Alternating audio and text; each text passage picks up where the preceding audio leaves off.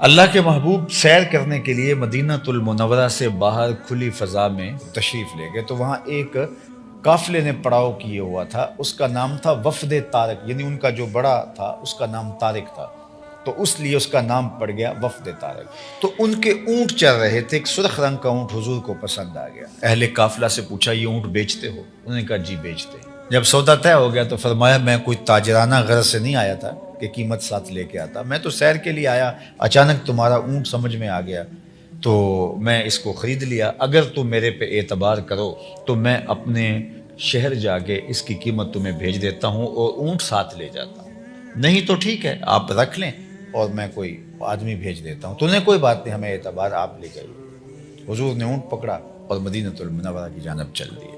جب تک وہ حضور کو دیکھتے رہے جب حضور نظروں سے اوجھل ہو گئے تو کچھ دیر کے لیے مبہوت کھڑے رہے، اور اس کے بعد پھر اس سکتے سے باہر آئے تو پھر ایک دوسرے سے چے میں گوئیاں شروع ہو گئیں، یار ایک شخص آیا اور تم سے قیمتی اونٹ لے گیا اور تم نے اس کا پتہ بھی نہیں پوچھا۔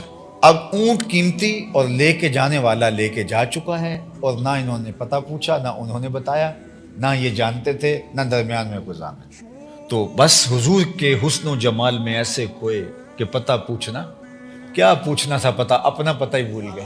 اب انہوں نے ایک دوسرے سے پوچھنا شروع کر دیا، یار ایک بندہ آیا اور آپ سے اونٹ لے کے چلا گیا اور آپ نے پتہ تک نہیں پوچھا، تو کوئی پوچھ لیتا۔ ایک بولا، یار جب بولتا تھا منہ سے پھول جھڑتے تھے، بس میں تو اسی ماحول میں مجھے تو ہوش ہی نہ رہے۔ دوسرا کہنے لگا، جب وہ مسکراتا تھا سامنے والے پہاڑوں پہ عکس پڑتا تھا۔ ایک نے کہا، یار میں تو اس کی آنکھوں کو ہی دیکھتا رہ گیا۔ انہوں نے کہا، جناب تم تو اس کے حسن میں کھو گئے اور وہ اپنے حسن کا جادو جگا کے تم سے قیمتی اونٹ ہتھیا کے لے گیا۔ جب کسی نے یہ لفظ بولا نا، ہتھیا کے لے گیا، تو اب تک خاموش بیٹھی خیمے کے پردے کے پیچھے سردار کی بیوی نے پردہ سرکایا اور یہ جو باتیں کر رہے تھے ان سے مخاطبت کرتے ہوئے کہا، خبردار اس کے خلاف کوئی بات کی، اگر وہ قیمت نہ دینے آیا تو مجھ سے لے لینا، میں ضامنہ ہوں، میں ضامنہ ہوں۔ انہوں نے کہا، اچھا تو جانتے؟ کہا واللہ میں بھی نہیں جانتی۔ تو کہا پھر ضمانت کیسے دے رہی ہو؟ کہا جب تم سودا کر رہے تھے خیمے کی اوٹ سے میں نے اس کا چہرہ دیکھا تھا، اور جس کا چہرہ اتنا سونا تھا وہ کبھی جھوٹ بول ہی نہیں سکتا۔ اور تھوڑی دیر کے بعد حضور کے غلام آ گئے اور انہوں نے کہا کہ ہمارے آقا نے کن سے اونٹ خریدا؟ تو انہوں نے کہا جی ہم لوگ ہیں۔ کہا یہ تمہاری قیمت اور یہ تمہاری ضیافت کے لیے حضور نے کھجوریں بھیجی ہیں۔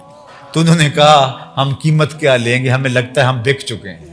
تو سارا قبیلہ وہاں سے اٹھا، وفد طارق، اور حضور کے قدموں میں بیٹھ گیا اور ایمان کی دولت سے مالا مال ہوا۔ اللہ کشف الدجا بجمالہ، کیا حسن دیا اللہ نے۔